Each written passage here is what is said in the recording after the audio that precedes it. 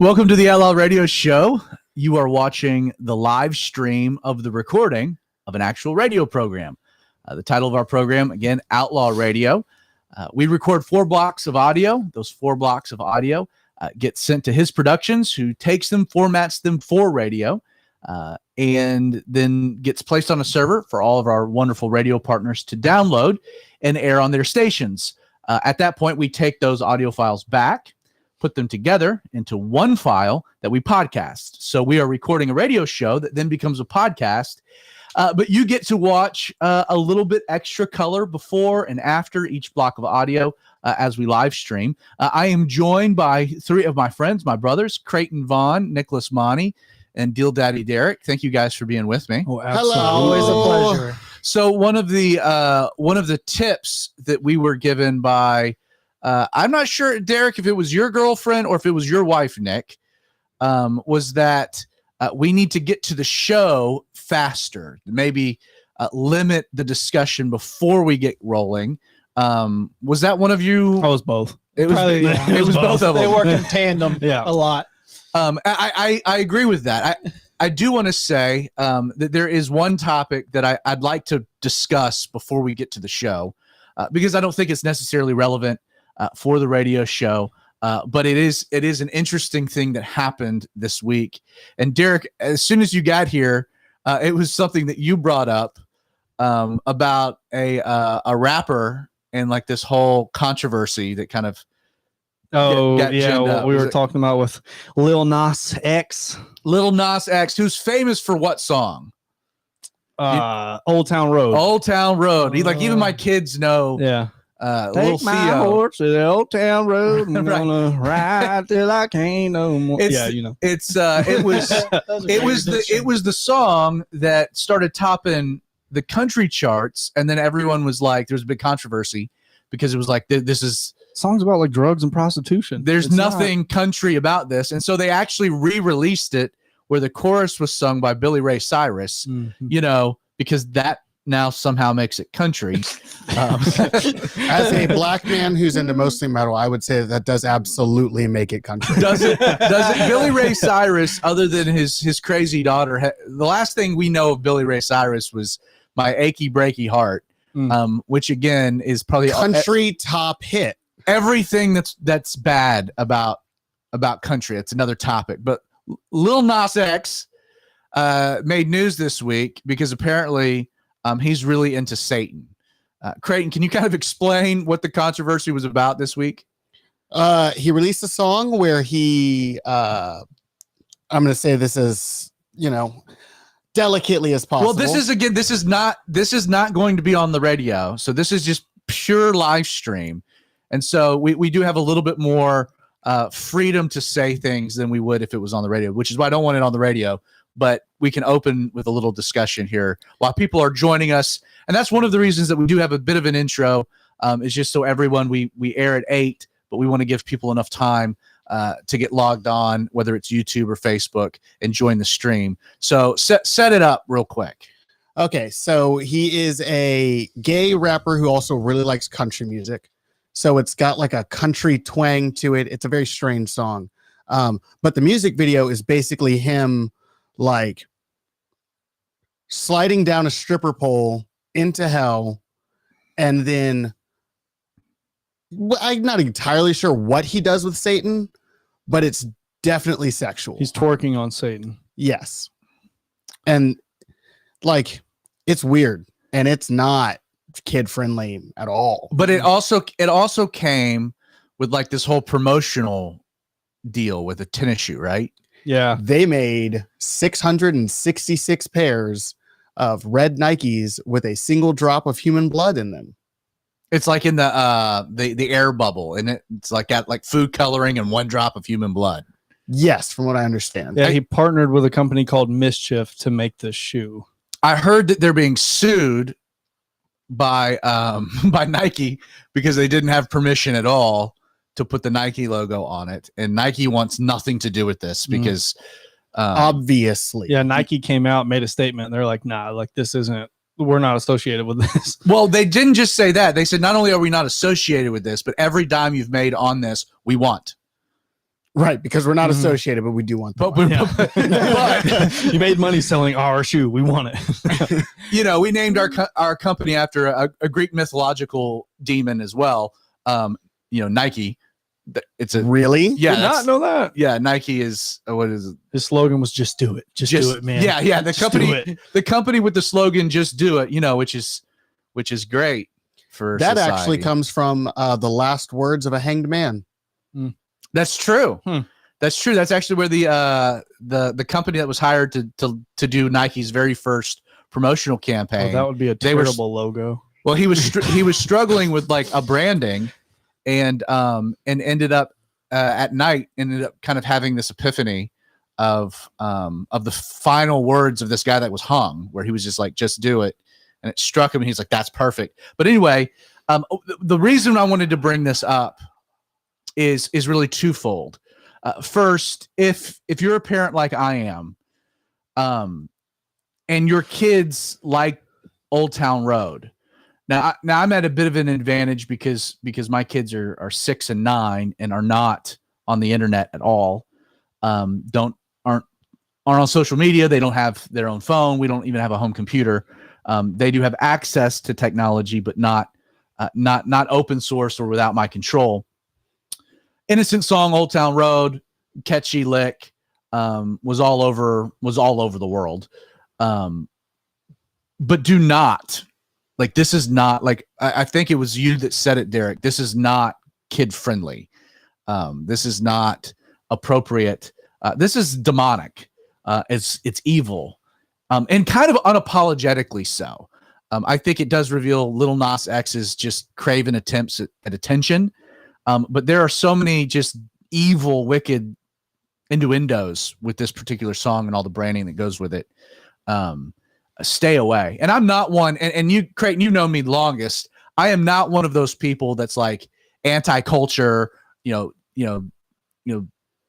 movies are like, I don't read the devil into everything. Like the devil made me do it, or the devil's behind it. But this is one of those things where it's like kind of overtly the devil. Well, it's very clearly the devil. Like that's the whole deal. Yeah. And yeah, you're not very what's the water boy? Bobby Boucher. Yes. What's his mom always say? The devil made me do it. No, foosball is Satan. Right. Right. Yeah, I'm not one of those people that just blames everything on Satan, although he is the power behind the fallen world. But the second point I want to make, though, before we get to our radio show, is and Derek, we were joking about this earlier, is that what needs to happen at this point is Chick-fil-A needs to come out with their own Nike. How did you phrase it, Derek? It was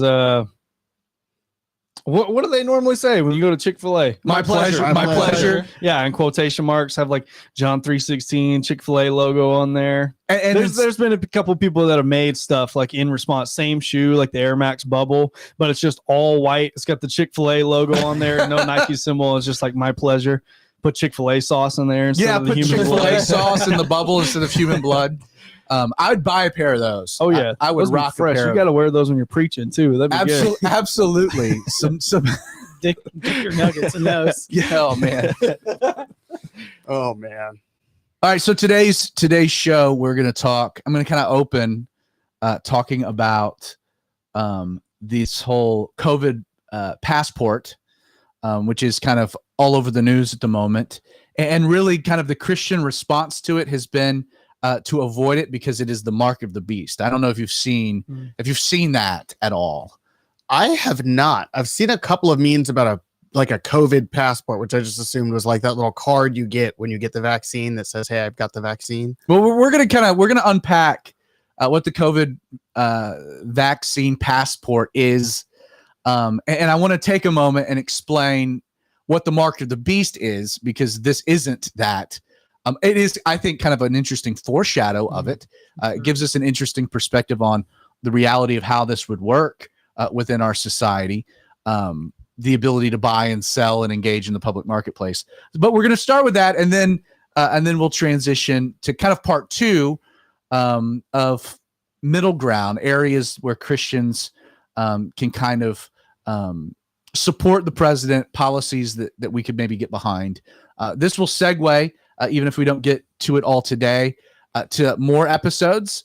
And we'll also, just for those that, we had a someone that was viewing kind of interact on YouTube, bringing up like, well, there are places that we can't find a middle ground. And that's true. So I want to also do an episode at some point talking about those areas where Christians need to resist and stand our ground. Hills to die on, if you will. Hills to die on. Creighton, let everyone know as they're watching how they can interact.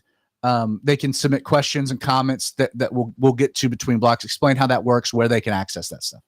All right. So if you're watching on YouTube and or Facebook, there should be to the right of your screen a dialog box that you can type into. I have a computer in front of me. I am looking at those. If you would like to leave a message, like everyone's favorite Pastor Bob said that he is going to be here, but he's leaving at 9 because apparently one Pastor Sandy is doing a 7-day Bible study that he's going to attend. Oh, so Pastor Bob is bailing on the Outlaw Radio Show for Pastor Sandy. Yes. I know where your loyalties lie, Bob. But yeah, putting questions, comments, concerns, if I think they merit value, I will send them to the room. If I don't, then they weren't good enough. Yeah, I'll remember them for a little while. Okay, sounds good. All right, well, guys, 4 blocks of audio. First block. Am I in this one? We'll see. Probably, I'm sure. Cool.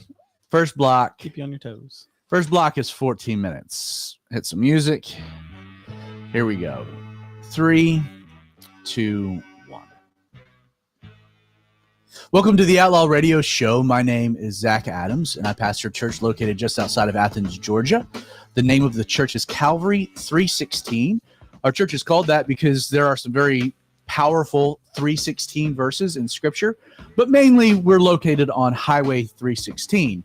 If that means anything to you, because let's say you're local and you're not attending a Bible teaching church, I would love to invite you to be my guest one Sunday morning. Our service is at 10:30. If you're watching this on our live stream, or you're listening on the radio or the podcast, and you're not local, and maybe you're struggling to find a good church that teaches the Bible, first, you need to find a church regardless, a church to plug in, a church that you can support, a church that can provide essential community. Christianity is not a solo proposition. It's not a go it alone thing. You need community. And even if that church maybe has some shortcomings, still find a church. If it's the perfect church, don't go there because you'll mess it up immediately. There is no perfect church, and that's kind of the idea. And so find a place to plug in. But let's say maybe you're not being fed the way that you would like to, and you're looking for a church that you can connect to digitally, that does teach the Bible verse by verse, chapter by chapter. Calvary 316 is a Calvary Chapel church. We are not a denomination, but we all share, Calvary Chapel churches share a similar philosophy of ministry, and mainly it's teaching God's word, simply teaching God's word simply, and that's what we seek to do at Calvary 316. And so we teach the Bible verse by verse, chapter by chapter. The fancy word for that is expositional. I am currently in a series through the book of Revelation.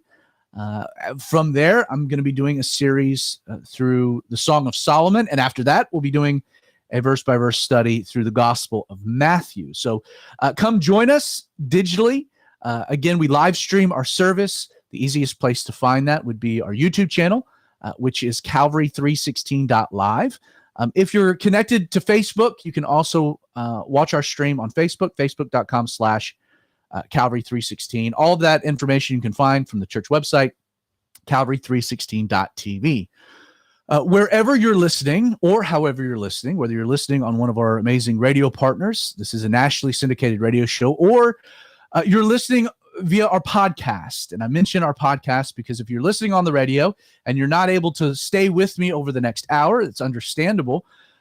Check out the podcast, Google, Apple, Spotify. Just search Outlaw Radio or my name, Zach Adams. You'll find it, subscribe, and then every Monday or Tuesday when we release the next episode, it will download automatically to your smartphone or your device of choice, and you can stay current. If you're listening to the radio and you're not able to stay with us, this episode has already been podcasted. And so if you got to leave your car or your radio, that's okay. Take your smartphone with you, and you can catch up where you had to leave off. Do want to mention that we live stream the recording of the Outlaw Radio Show. So one of the downsides to radio is that this is not live.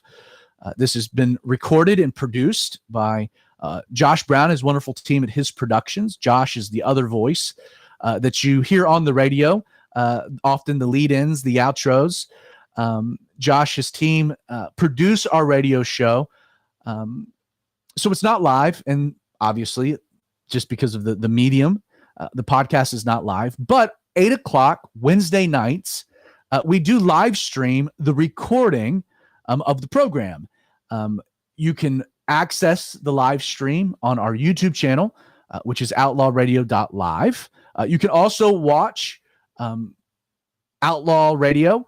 You can watch the show on facebook.com/The Radio Outlaw.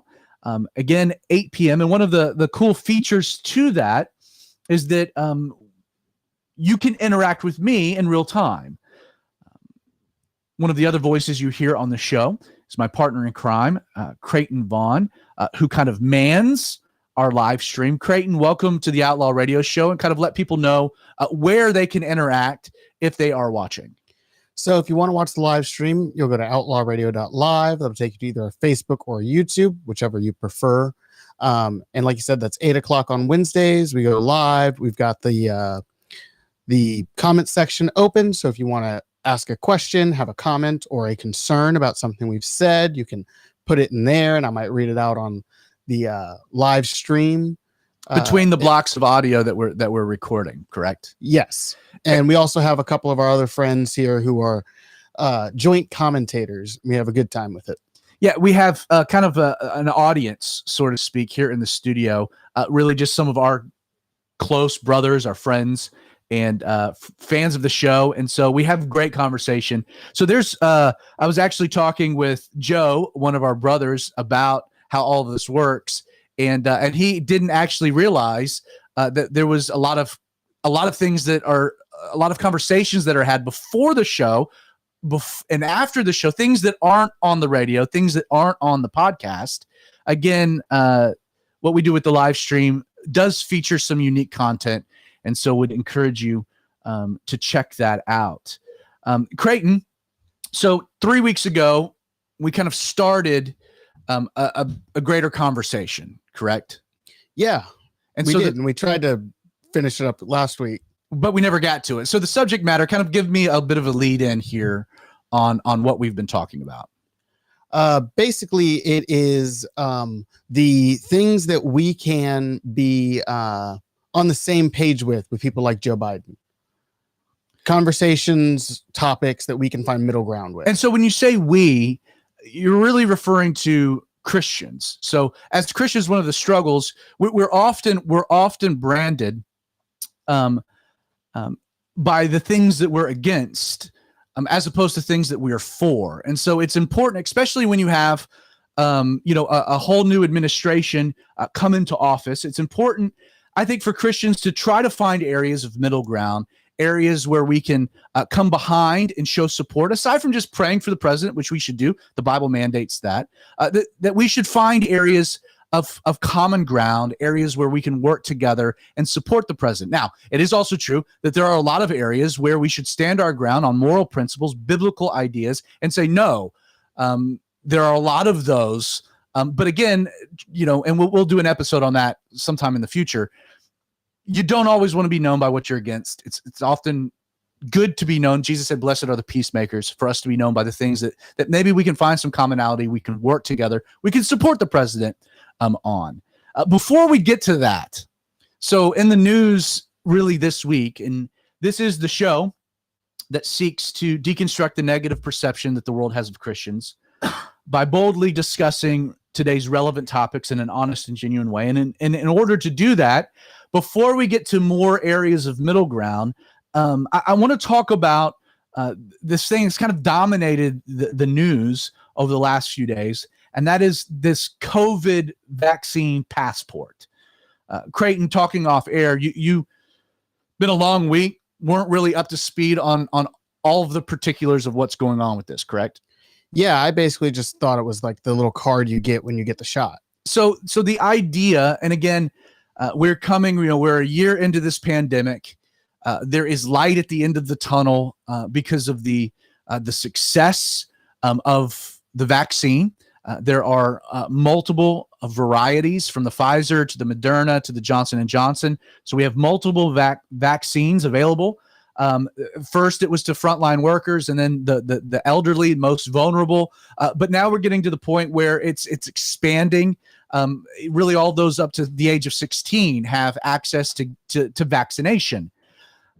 As a result, we're seeing the light at the end of the tunnel. It was announced today, in fact, that the CDC says that if you have gotten vaccinated, that they have no evidence at this point that you can, once vaccinated, catch the coronavirus, which is kind of the whole idea of the vaccine. But the efficacy is 100%. So if you get the vaccine, you're now immune from contracting COVID, and as a result, you're also you can't transfer it. So you're not like an asymptomatic carrier of it, which is wonderful news, because that was one of the things where people are like, I might not get the coronavirus, I might get it. It doesn't affect me, but I might inadvertently transfer it. So what does the vaccine do? How good is it? Well, we're getting more data. The CDC again came out today with wonderful news. I will say, I don't understand if once vaccinated, you can't get coronavirus, nor can you transmit coronavirus. I don't understand why you need to social distance at that point, or why you need to wear a mask. They're There are some inconsistencies to this that I would hope get figured out in the next few weeks. But where this has led us is to this idea of, in order for us to get back to normal life, that once vaccinated, you get a passport of sorts, whether it's on your digital phone or it's a physical piece of paper, but you have the ability, whether it's going to a place of business, whether going to a theme park, going to traveling on an airline, that you can show, hey, I'm vaccinated, I'm good, I'm clean, and you're good to go. So they've been talking about, instituting a vaccine passport so that we can achieve some measure of normalcy quicker.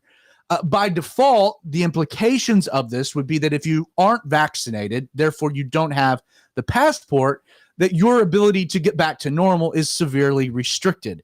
The whole idea is that they're trying to force people into a dynamic. They have to get vaccinated. And if they don't, there's a real world consequence to it. Again, you have choices, but if you don't get your kids vaccinated, they're not allowed to go back to school in the fall because they're trying to get into this dynamic where kids can get back into a normal likelihood. I have a lot of problems with the whole idea. I think it violates HIPAA laws and things related to our health, privacy. I have privacy concerns. Personally, I'm hesitant to get the vaccine, just for full disclosure, not because I'm an anti-vaxxer. My kids have gotten all of the vaccines that health professionals have recommended, from smallpox to, et cetera, fill in the blank. So I'm not an anti-vaxxer. I just don't see myself. I don't see a need for it. I'm in a very low risk category. I don't want to take, the vaccine away from someone that really does need it. So there's a practical angle to this. I just really want to give more time. This thing flew through all of the normal, approval processes. And one of the things that they didn't have time to test, and I'm not faulting anyone for this. I think that there was some wisdom that they realized very quickly in the testing. This is not going to have an effect on the most vulnerable. So the people that need this now, we don't need to go through years of testing to see the effects of it on fertility for your 65 and older crowd who aren't planning on starting families anytime soon. And so they haven't done extensive testing on fertility, birth defects, the effects that this would have on children. And so if you are in the age category where I am, where potentially maybe you would like to have another child, I have some hesitation on that. And I think that's appropriate. Again, I'm not an anti-vaxxer, but I'm kind of pumping the brakes on myself getting it, my wife getting it, and definitely my kids, because I have a 9-year-old, a 6-year-old, and a 2-year-old who have a 3% chance of dying from the COVID from the COVID disease. They have a greater risk of a negative effect from taking a vaccine that hasn't been tested for that age group. So to me, the question then ends up centering on the idea of this passport, the mandate that you need to have it to get back to normal life, whereas there are people like myself that I don't need to have it. So how does that affect me? What I want to talk about, and we'll get to immediately coming off the break, is that there are, and I saw on Twitter, on Facebook, I saw some conversation within the Christian community saying you don't need to get this vaccine because it is the mark of the beast. And I need to say unequivocally, it is not the mark of the beast. There are reasons maybe you don't want to have it. That's not one. And I'll explain when we come back here with the Outlaw Radio Show. You guys have anything? Any comments? I didn't know this whole COVID passport thing. I don't really watch the news, to be fair, but I didn't even know that was a thing. I saw somebody on Facebook post with like a little note card type thing that had I've the seen date. those. Yeah, had the date when they got the first one, the date when they got the second one, and your boy about to start black market selling those things. On Photoshop. I got a photocopy. Yeah, let's go. Well, and then that's what. So back in, I'd say September, I heard some more right-leaning podcasts bringing up some of these issues, and the possibilities of this being a thing. And they were all kind of written off as being alarmists. Yeah, I remember that whole Bill Gates microchip thing. Yeah, leading exactly. Up to the That was kind of the basis of the concept that if you were able to get, whether it's a wristband or something to indicate, if you remember, did you ever see the movie Contagion, the Matt Damon movie? Yes. I think so. And Yes. and it was basically kind of what we're living through, Mhm. where a corona style virus, a respiratory virus, made the jump from pigs to humans in China, and then a contagion started that swept the globe. Unlike the coronavirus, in the hypothetical scenario, you had a fatality rate that mirrored more like the bubonic plague than what we have seen with the coronavirus. So, I mean, in the movie, if you got it, you were more than likely going to die. Matt Damon happens to be like, his wife gets this. She dies immediately. His son dies immediately. Like within 24 hours, you're dead. And he proved to he was immune. His daughter, who was not at home at the time, I think she was at college, wasn't. So they self-quarantined and stayed away from everyone. And the grand thing was that they finally got a vaccine. But it was like, now how do you get the vaccine? How is the vaccine distributed? And they weren't able to produce enough of it fast enough. And so it was like a lottery. So over like a whole period of the year on the news, based upon your last name, it was like if you were, had an A last name or, an X or a Z or a Y, then you were now eligible to go. And then at that point you were given a wristband, kind of a biometric thing that showed I'm clean, as opposed to those that are unclean. And so now I can resume normal life, but those who haven't gotten this are still in quarantine. It was kind of the premise of the movie. So it like laid the basis. And so people were talking about within the context of the coronavirus pandemic, that at some point that's where we're going to end up.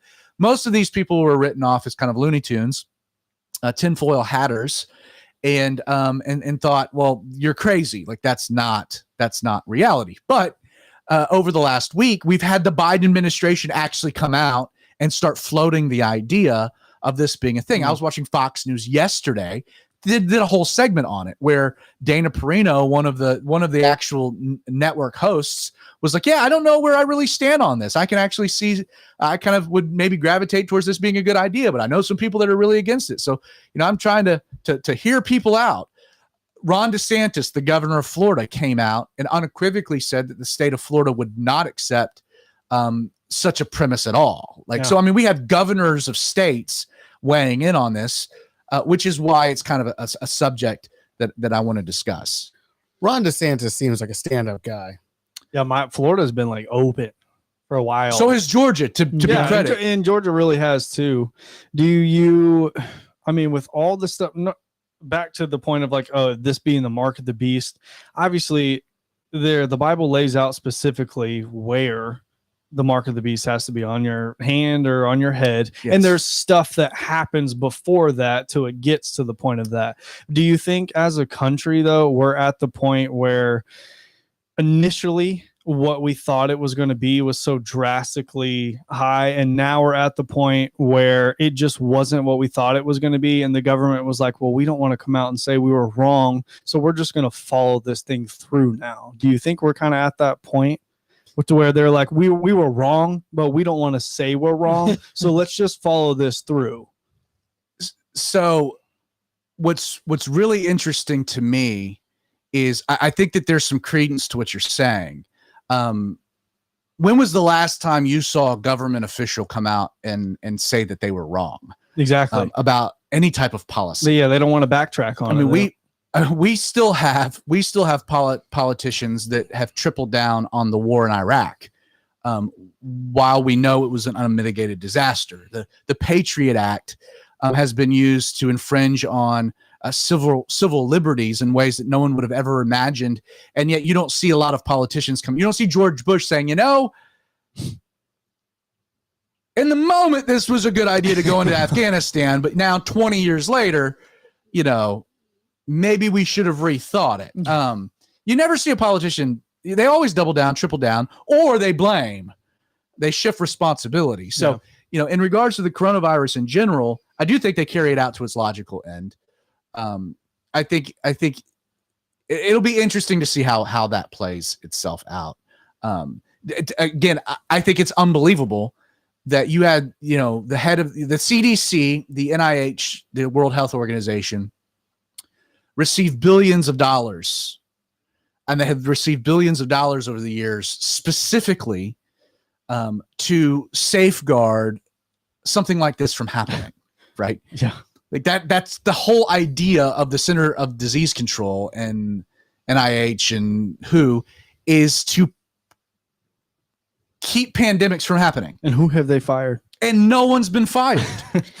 Like Dr. Fauci has been the head of the NIH since like the 20s and has somehow since the last pandemic, right? And says somehow been able to, escape any type of culpability or like who's been fired? Where has any type of responsibility been taken? There hasn't been. So I would hold my breath on that. Let me get back into the topic here about this passport being the mark of the beast, and then we'll continue the conversation. Any comments online thus far? To you saying that where Pastor Bob's loyalties lie. He did say, "Dad wins out." Sorry, Gotta bud. respect his elders. Hey, he's earned that. He's earned that for sure. Agreed. So let's do this. Next block is 12 minutes. 3, 2, 1. Welcome back to the Outlaw Radio Show. I'm talking about this COVID vaccine passport. And the idea behind it is that once you're vaccinated, you're then probably provided some type of digital certificate. Thus, it would be difficult, to be hard to counterfeit, where you could use that to then fly or go to a theme park, get back to normal living. You could go to restaurants or movie theaters, and because you've now been vaccinated and can't transmit coronavirus or be infected by it, that you're now given the freedom to get back to normal life. But in doing so, they're going to require vaccinations for normalcy. There's a lot of problems that I have with this. A lot of problems, not that I'm an anti-vaxxer, but I don't have enough research. And then the civil liberties issue here is alarming. And I think that there's a lot of things we've got to think through. I don't know if this would really even be upheld by the Supreme Court. I see a lot of constitutional issues. The reason I bring this up is that there have been Christians out there talking about the need for Christians to refuse such a thing because it is the mark of the beast. And to those folks, I've got to say, this is not the mark of the beast. Now, to be fair, it is interesting how this dynamic where the world organization, the collective world community, could require a particular biometric certificate for each person to be able to engage in the marketplace of ideas, the economy, travel. If this COVID vaccine passport does, become a thing, it is in a lot of ways a foreshadowing. It kind of lays the framework of how the mark of the beast would function. But let me explain why this isn't the mark of the beast. And from a much larger standpoint, there are things that we'll see leading up to the end times that are interesting foreshadows of other ideas. Again, throughout history, we have seen antichrists, individuals that emerge onto the world stage that fit the description of the Antichrist, but are what I would call little a Antichrist. They are foreshadowers. They are pictures. Daniel in his prophecies writes extensively about Antiochus Epiphanes, and him being a prototype of what the final Antichrist will be. So if you're looking for a way to think about it, there are Antichrists, little a Antichrists. Hitler, I think, was wanting to be one, pursuing that. But there will be ultimately one day an Antichrist that the Bible speaks about prophetically. Regarding the mark of the beast, yes, there are things that will happen moving into the future that provide us insight, foreshadowing, but don't mistake them as being the actual thing. So to expound on this. And Creighton, did I set that up enough? Yes, I think you've done a great job. Okay, so let's get into kind of like the biblical definition. Let's establish our understanding of what the mark of the beast actually is, because I think in doing that, it's gonna be clear how this COVID vaccine passport isn't the mark of the beast. You follow the logic, the A, B, and C. Right. Explain what it is to describe what it isn't. Exactly. So in the book of Revelation, chapter 13, beginning with verse 15, let me read you a few verses. We're told that he, and this is speaking of the Antichrist, was granted power, the false prophet. He, the false prophet, was granted power to give breath to the image of the beast, that being the Antichrist, that the image of the beast should both speak and cause as many as would not worship the image of the beast to be killed. He, again, the false prophet, the sidekick of the Antichrist, kind of leading this one world religion around the deification of this man, he causes all, both small and great, rich and poor, free and slave, to receive a mark on their right hand or on their foreheads, that no one may buy or sell except one who has the mark, or the name of the beast, or the number of his name. Here is wisdom. Let him who has understanding calculate the number of the beast, for it is the number of man. His number is 666. So within the flow of these 7 years of great tribulation, things really reach ahead at the 3.5-year mark with a singular event that takes place, an event prophesied extensively by Daniel the prophet, an event referred to particularly by Jesus, also teaching a sermon called the Olivet Discourse on this time period, an event that's known as the abomination of desolation. Again, occurring at the 3.5-year mark, this event, the abomination, an act of abomination that commits desolation, occurs when the Antichrist, this final global world leader, enters a rebuilt temple, a physical, actual, literal temple in Jerusalem. He enters the temple, enters the Holy of Holies, and declares himself to be God. An image of the Antichrist is established. A physical image that comes to life exists in the temple. And it's at this point that sacrifices are put to an end. The Jewish people recognize that this is not their Messiah, but a false Messiah, a false Christ, an Antichrist, a replacement Christ. And as such, they flee into the wilderness. A great persecution develops. At this point, the Antichrist is not just presenting himself as a one world ruler, but a one world savior. He declares himself to be God, and his sidekick, this false prophet, rallies the world religion around the deification of a man. Again, beginning back in the garden with the great lie that man could be his own God, this flow of secularism, the notion that I don't need God because I can be God, that man can be his own God, it morphs into this really weird and twisted monotheism where one man, the Antichrist, hails himself as God. And as part of this cult, as a part of the worship of the Antichrist, the allegiance, the acceptance, the acknowledgement of the Antichrist as being God, there is this mark instituted globally. What this mark, according to, again, Revelation 13 implies, what it tells us, is that it has a religious connotation. Now, it's true that there will be an economic consequence for a failure to take the mark of the beast. Again, we're told in this text that anyone that doesn't take the mark of the beast is no longer able to engage in the economic marketplace. You can also extrapolate that, also the social marketplace, the social community. They're cut off, ostracized, banned from normal societal life. The mark of the beast at its core, while having an economic result, is a pledge of allegiance. It is a physical mark that one takes upon, again, we're told, their right hand or forehead, that acknowledges the fact that they've accepted the Antichrist as their God and they worship the Antichrist as their God. So you got to realize that the mark of the beast doesn't have anything to do about really the economy. It doesn't have anything to do about a health protocol or a health passport. It has everything to do with the worship of the Antichrist. Thus, a failure to take the mark of the beast, we're told in another place, a few chapters later, results in your beheading.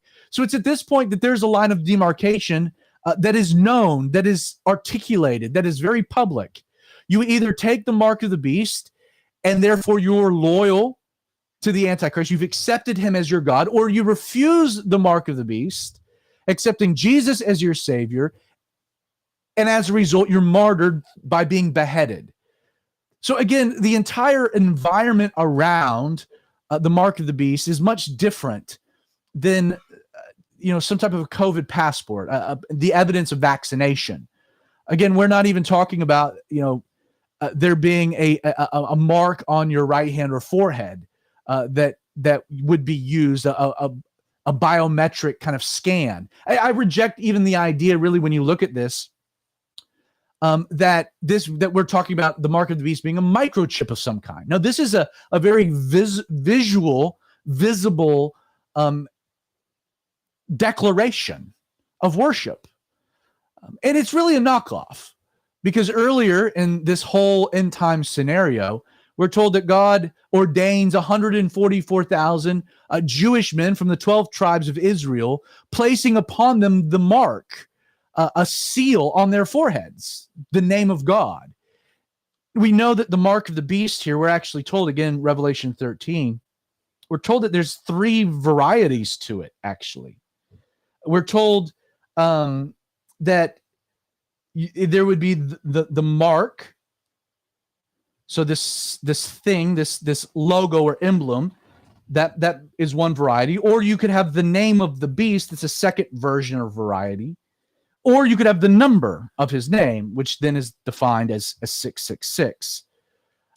Also, what needs to be added to this conversation is that in the next chapter, chapter 14, we're told how there's this angel that flies around the globe with this loud voice declaring that if anyone worships the beast and his image by receiving his mark on their forehead or hand. So again, this idea of worship is very much connected to the mark. He himself, so what will result is he himself shall also drink of the wine of the wrath of God, which is poured out full strength into the cup of his indignation. None of that sounds good. He shall be tormented with fire and brimstone in the presence of the holy angels, in the presence of the Lamb. The smoke of their torment ascends forever and ever. And they have no rest day or night, who worship the beast and his image, and who has received the mark of his name. And so clearly, the divine implications here are hell, eternal torment, that taking the mark of the beast is this line of demarcation by which you have now sealed your eternal fate. There's no coming back from it. I was asked off air about, could this become the mark of the beast? This COVID passport. And again, I would say, no, that's not the scenario. There isn't going to be a dynamic by which I got something, to prove that I had gotten a vaccine, only to come to find out at some point later on that, oh my goodness gracious, I'm now eternally damned forever. Again, that's not the dynamic. And so you can have a debate upon the efficacies, the ethics of getting the vaccine. You can talk about the implications of this passport and civil liberties and privacy, but please note it's not the mark of the beast. All right. So, yeah, I totally agree. I actually had this conversation with my mother when I went down to see her for Thanksgiving. And my whole thing was like, Mom, none of this is that. You can't do the mark of the beast by accident. Exactly. Like, no one's going to get the mark of the beast and be like, oh, this is a pretty tattoo, and then find out they're going to hell. Like exactly. It's going to be extremely public, like you said. Sorry, and there's things set up beforehand that have to happen. Yeah. Exactly. I mean, that's the biggest thing. Things have to happen. It's not what it is or what's happening right now. Things haven't happened for that. This might be a conditioning.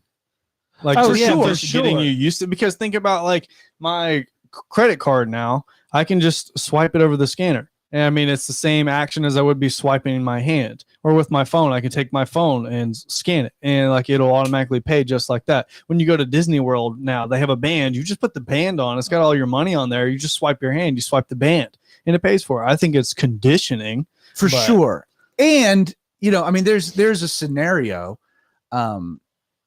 where identity theft, Mhm. like, the easiest way, you're like, well, they can cut off your right hand and use it. Well, you're gonna have a hard time with my forehead, like, Yeah. and as the technology increases, the problem is that I think we're talking about something completely different. Like when we marry the idea of the mark of the beast with microchips, technology, things of that nature. Yes, there might be a conditioning principle, but the way that the Bible describes the mark of the beast is that it's not any of those things. Yeah.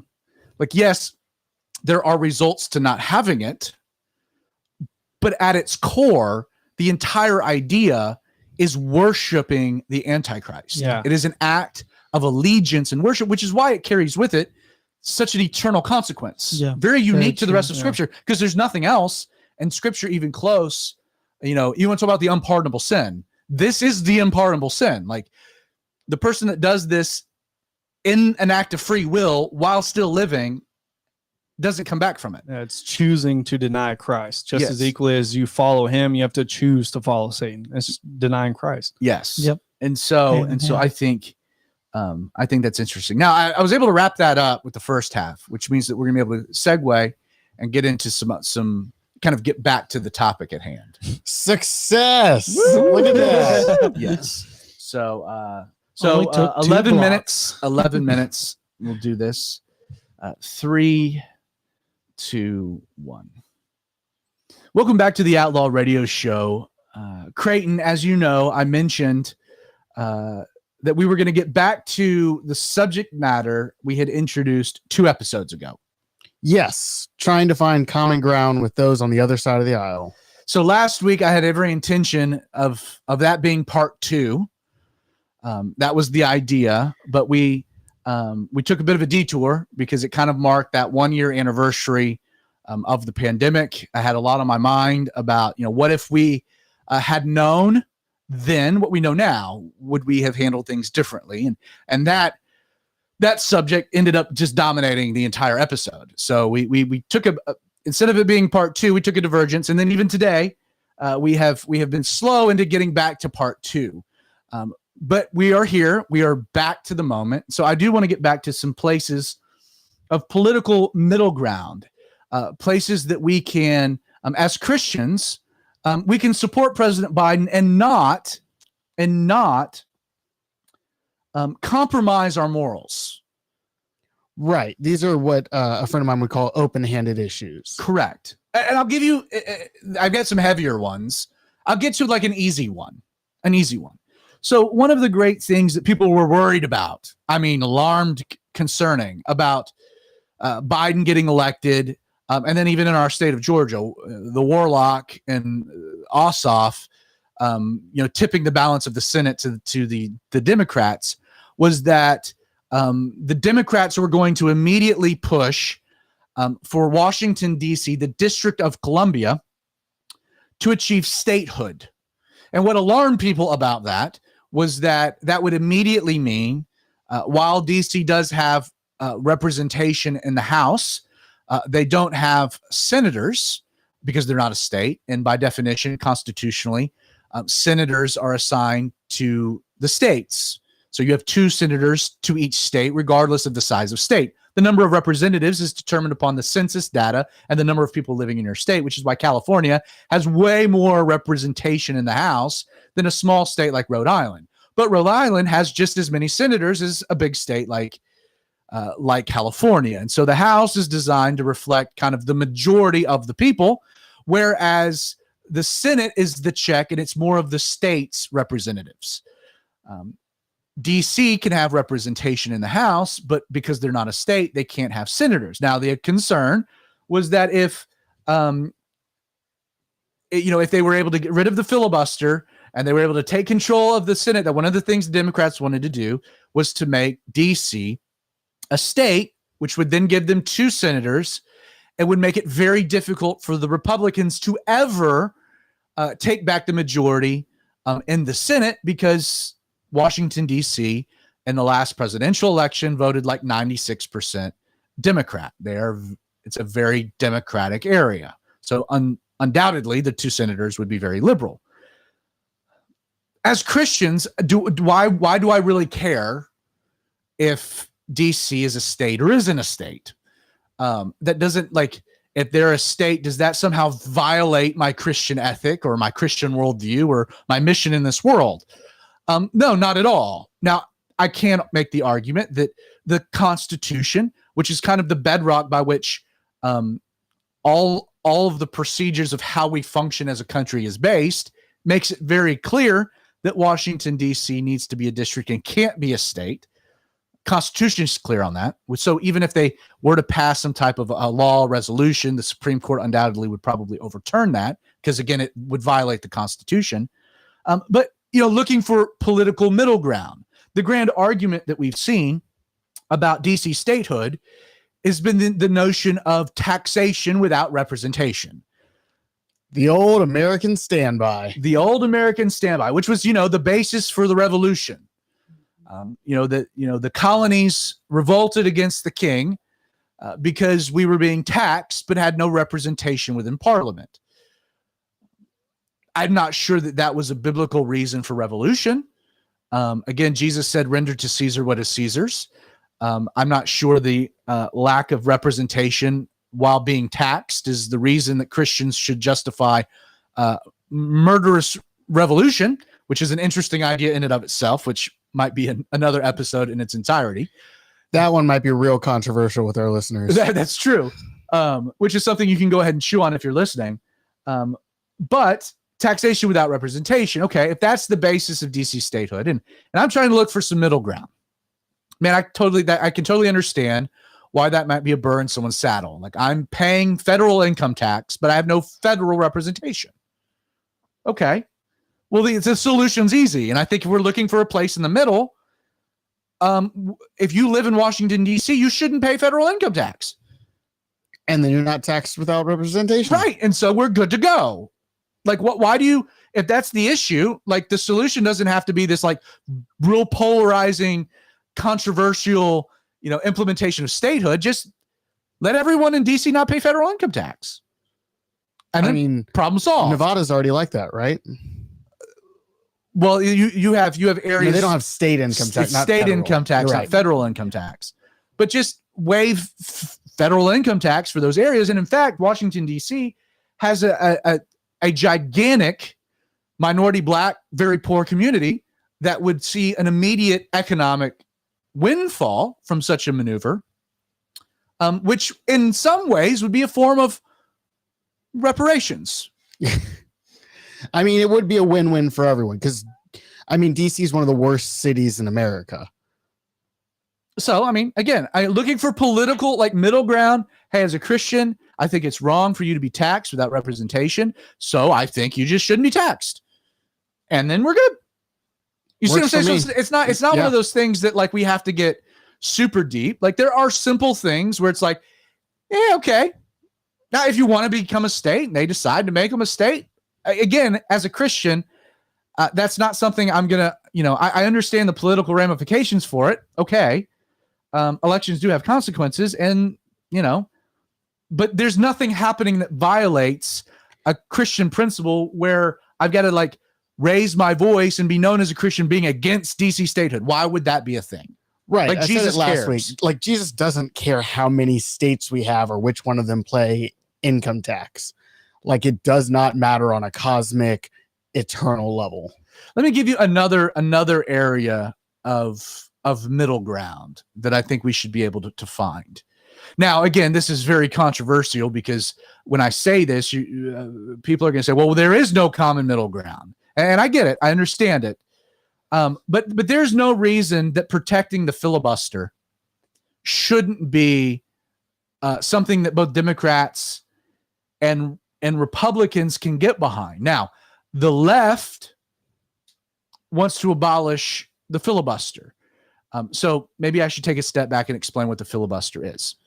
Probably, yes. So the way that the Senate works is that for bills to pass, big legislative items, you need a 60 vote majority. So there are 100 seats in the Senate. The vice president would be the 101st vote, only necessary in the case of a tiebreak.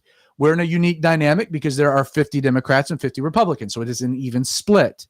In order for any type of legislation to pass, you would need a 60 vote majority, which would mean that you need 10 Republicans to see the legislation being pushed by Joe Biden, the House, and the Democrat contingency in the Senate. You would need 10 Republicans to say that's good for the country, that's fair, that's let's do that. Now, that's all by design, because you would say, and the argument being made is, well, nothing ever gets done in the Senate.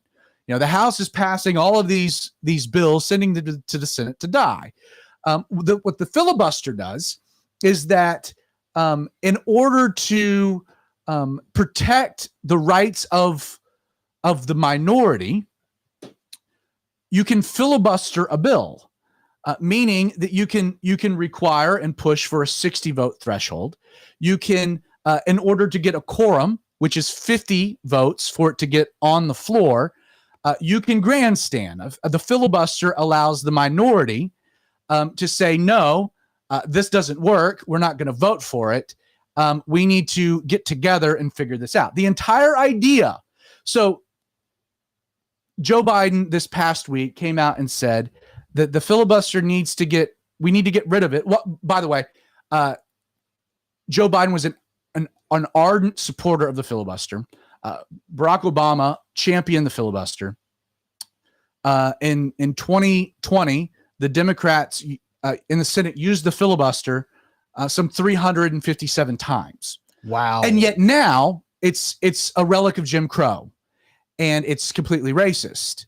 However, to me, my whole point is how is something that is designed to protect the rights of the minority racist? Like, that seems to be kind of a clash of ideas, that something that exists to protect the minority is racist. I mean, it's the same reason that requiring IDs to vote is racist, but requiring a passport to go to Kroger isn't. Right, which is something else that we're seeing. Or the CEO of Delta blasting this Georgia voting law requiring voter ID when you have to have an ID to get on one of his airplanes. Don't go anywhere. We're running against a hard break here with the Outlaw Radio Show. So we do have a comment from Neil. He was agreeing with us, and he said he's agreeing with us, saying that it was the things about the scenario that has to happen prior to the mark. Mhm. And he just want to say, hey, thanks for talking about the mark, because it was something he was interested in. Oh, well, you're welcome. He also, his comment was shorter than my words. I'm I sure. said a lot more. I'm sure. Well, let me finish this out, and then we'll just talk about it. That work for you guys? 9:45. Anything right on the top of your mind that you want to get out there? No, I didn't know anything about them. The Democrats using it 357 times, and then now that they have majority, they're like, "Nah, let's get rid of it. We're good." No, It's we're wonderful when things happen like Yeah. that. I think it's just They're like, hysterical. no, now that we don't have to filibuster, let's get rid of it so nobody else can do it another 357 times against us. Yes. No, it's insane. Yeah. Well, let's get back into the subject matter. I got 9 minutes and 45 seconds left. You guys ready? Let's build some bridges. Let's do this. 3, 2, 1. Welcome back to the Outlaw Radio Show. We're talking about areas of middle ground where Christians can support President Biden and, by extension, the Democratic platform without violating our Christian ethic, our morals. I mentioned DC statehood.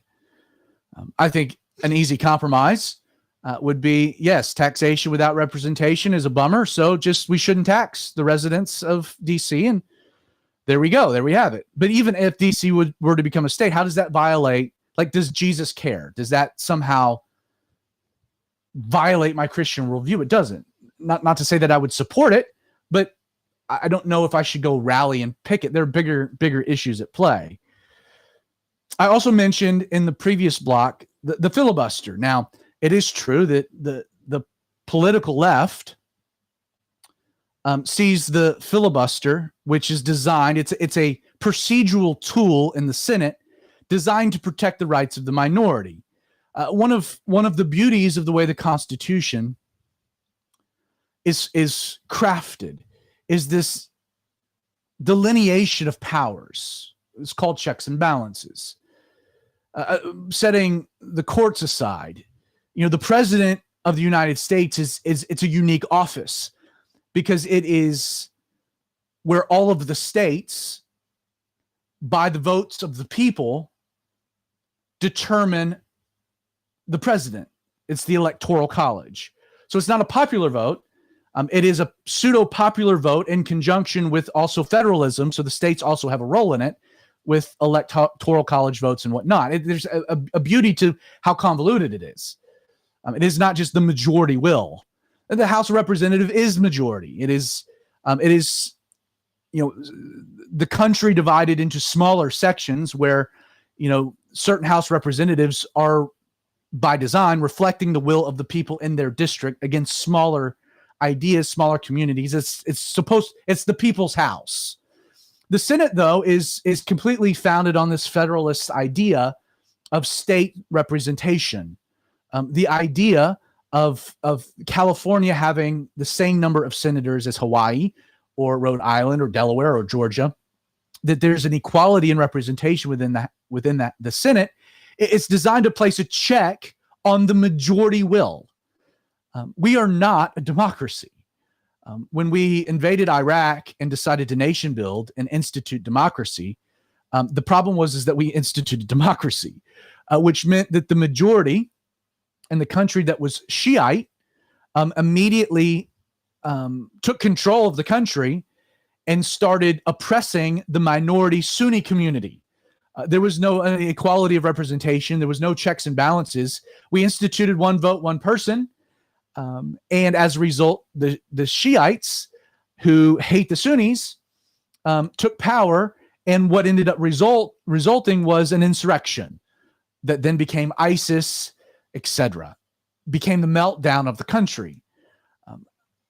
We are a republic, patterned more in the model of ancient Greece, meaning that, yes, there is a reflection of the will of the people, again, in the presidency, in the House, but that there is a check on the majority in order to protect the right of the minority. The filibuster is a procedural tool that enables the minority within the Senate to have a check on popular movements. Yes, the Senate requires kind of this painstaking process to get big things done, but that's by design. The idea is that big things that are done in America need to have big consensus, not just a 51 vote majority. So if 51% of the country wants to do A and 49% hate it, if the 51% overrule the 49% every single time, you know what happens? It's called civil war. Like, that dynamic is not sustainable. And so we have this kind of, again, a convoluted process, a very difficult, arduous process, but a wise process by which a 51 majority of Americans can't railroad and ramrod policies onto the 49% minority of the country. In a sense, you need 65% to really be able to get things through, which means that if you're on the far left, it's very difficult to enact any type of policy change. Also means if you're on the far right, it's very difficult to enact policy changes. This is one of the reasons that President Trump, famously, finding himself constantly frustrated with the Senate, was calling for Mitch McConnell to end the filibuster. Donald Trump's logic, by the way, was that if we don't do it, as soon as the Democrats take power, they're going to do it. So we might as well do it and get our policies in place. There's some logic to that because of what we're now seeing. But Mitch McConnell, who, despite all of his problems, is kind of a purist. He is a constitutionalist, and he sees the beauty and the wisdom in having the Senate be this just hard speed bump on how things move and progress. Removing the filibuster would be a massive change to the way that our country functions. And it would have devastating consequences, which is why I bring this up to point to some middle ground. Because as a Christian, blessed are the peacemakers. You know, as someone that supported Donald Trump and a lot of his policies, I would have loved to have seen the filibuster flushed in order for some of the changes I supported, let's say about abortion, to get pushed through. But I recognize the wisdom in there being a plurality, a super majority of support for big things to happen. Meaning that our dialogue has to be persuasion and not power, that we have to convince more people that what we're presenting and proposing has wisdom and makes sense than just forcing it down the other half of the country's throats, which is what the Democrats are presently trying to do. And it'll have devastating consequences. Not sure the Republicans at that point will ever regain power. We will have a one-party government similar to what we see in New York or California, but it will have large consequences that I don't think people are really thinking through.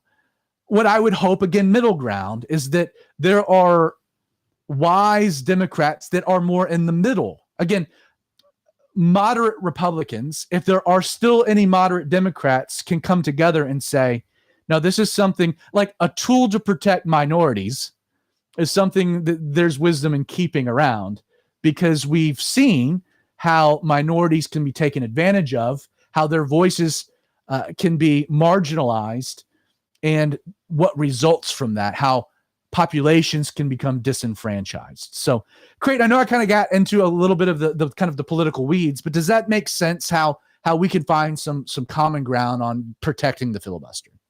I think so. I think it'll be interesting to see if it happens, but I can understand why we would. Well, again, we weren't able to get through everything that I was wanting to discuss today. Next week on Outlaw Radio. So we will be pushing some of this, and just to kind of give you a tease, I think one area of commonality that Christians can have with the Democrats is that we should all pay our fair share.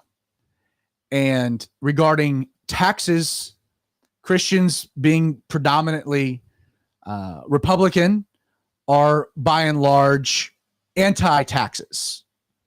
I certainly am. That being said, if we can find some middle ground, I'm not saying that we should have a lot of tax hikes on individuals, but how about major Fortune 500 companies that don't pay anything in federal taxes? That maybe we should tax Amazon a lot of money. I think that's a point we can all get behind.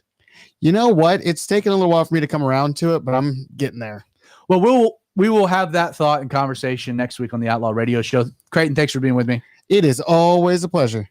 As always, you've been listening to the Outlaw Radio Show. All of our contact information, we'd love to hear from you. You can find at outlawradio.org. Watch our live stream, outlawradio.live. Once again, my name is Zach Adams. I hope you join me this time next week for more of the Outlaw Radio Show.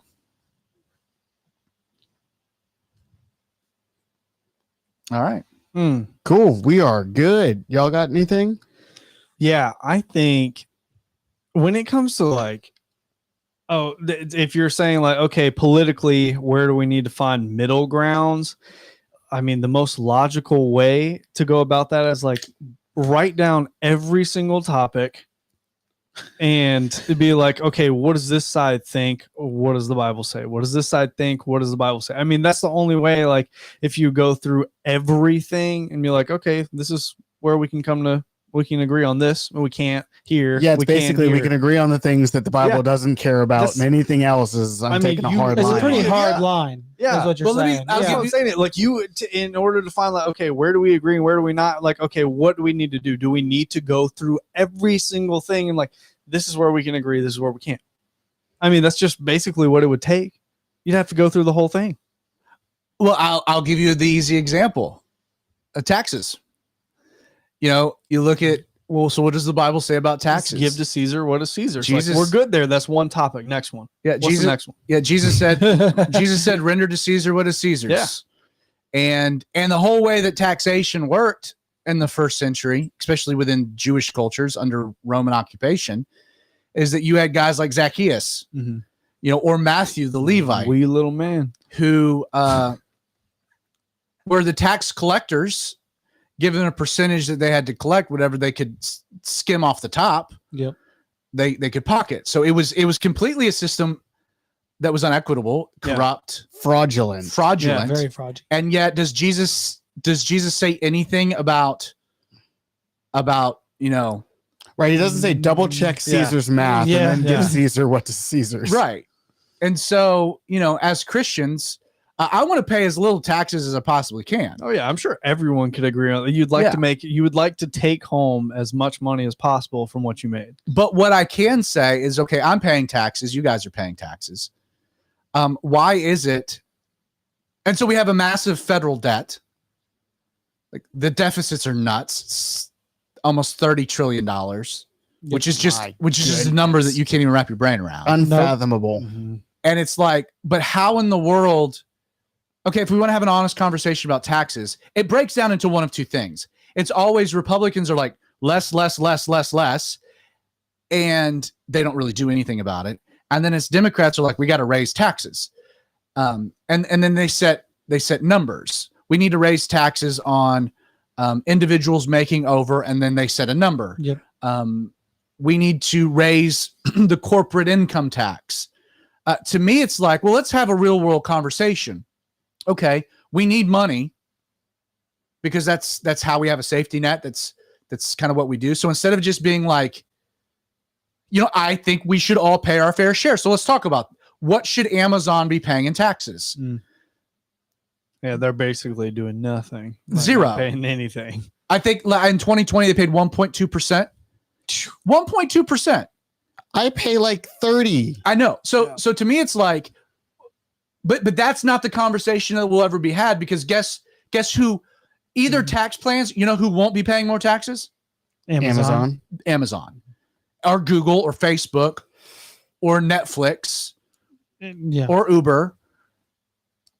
It's because their justification is like, well, they're bringing more jobs to the community in that area and providing to stimulate whatever community is there. So we'll give them a tax break because they're providing all of this. It's not even the tax breaks, man. It's purely the manipulation of, they can hire the smartest people in the world to make sure that they don't pay anything.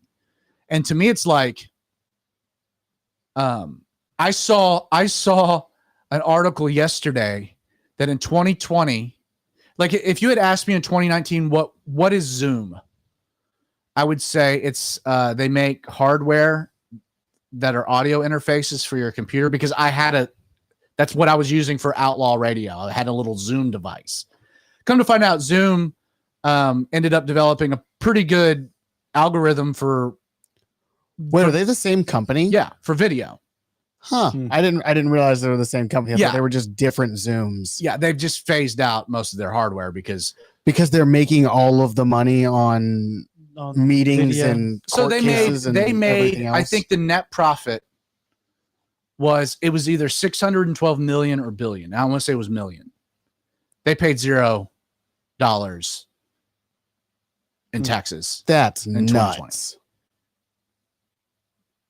So it's just like, and as Christians, I can say, you know what? We should raise taxes. We should pay our fair share. But it's not right that I'm paying my fair share and these massive corporations that are killing the middle class, destroying small businesses, get a pass. Yep. Talk about equity, biblical principles. They should pay their fair share. Yeah. So, that's where we can get into some of the nuances. Yeah. Like if we're paying 30%, everybody has to pay 30%, not just, I get that. All right. So let's start picking up some Bernie Bros on the couch. We'll throw some Bernie Bros on the couch. Fair tax. We'll get another camera. Listen, that's where, again, if you want to talk about areas of fairness, it's like, okay, on one end of the spectrum, like I completely have a problem with the entire way the college system is structured, where in order to get a high paying job, you have to have a college degree.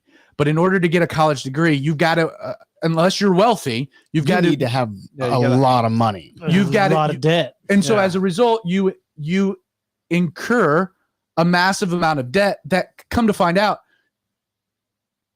you can never pay back. So like we have more student loan debt in America than we do credit card debt. Yep. And debt is not a good principle, you know, but we have this whole rigged system. And so it's like, you have a problem there.